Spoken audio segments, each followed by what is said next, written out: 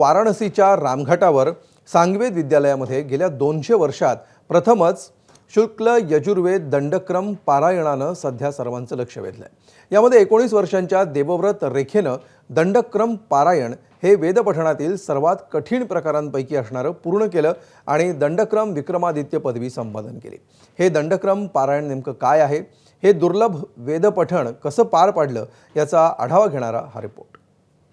वयाच्या अवघ्या 19व्या वर्षी काशीच्या पवित्र भूमीत 200 वर्षांनंतर घडलेला एक चमत्कार। 50 दिवस, 165हून अधिक तास आणि 25 लाखांहून अधिक वेदमंत्रांचं अखंड त्रुटीरहित पठण। 2 शतकांनंतर हा अहिल्यानगर महाराष्ट्रातील तरुण वेदमूर्ती देवव्रत महेश रेखे यांनी इतिहास रचलाय।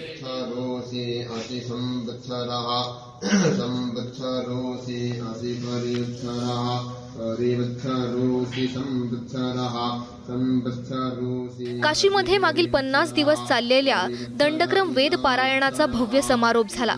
वेदांच्या माध्यंदिनी शाखेतील कठीण मंत्रांचं ग्रंथ न पाहता रोज 4 तासांचं दंडक्रम पठण झालं आणि तेही त्रुटीरहित।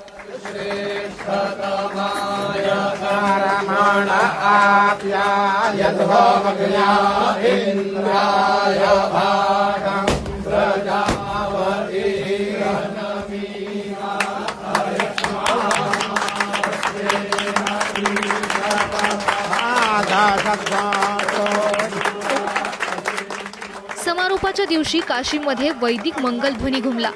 500 पेक्षा जास्त साधकांच्या उपस्थितीत रथयात्रा निघाली।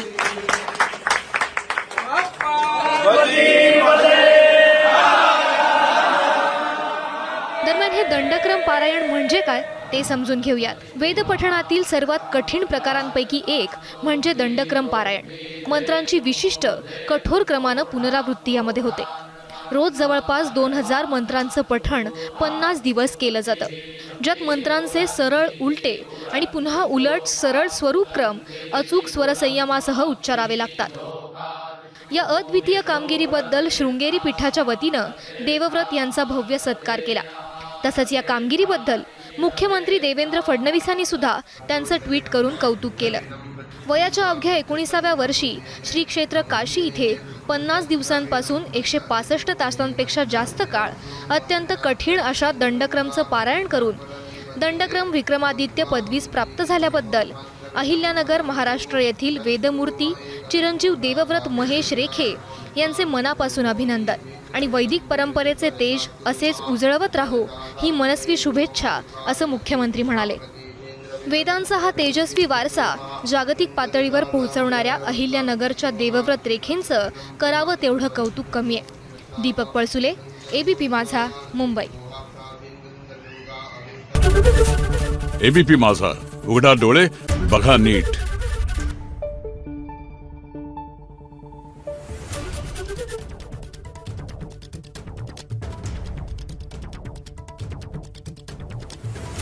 Thank you.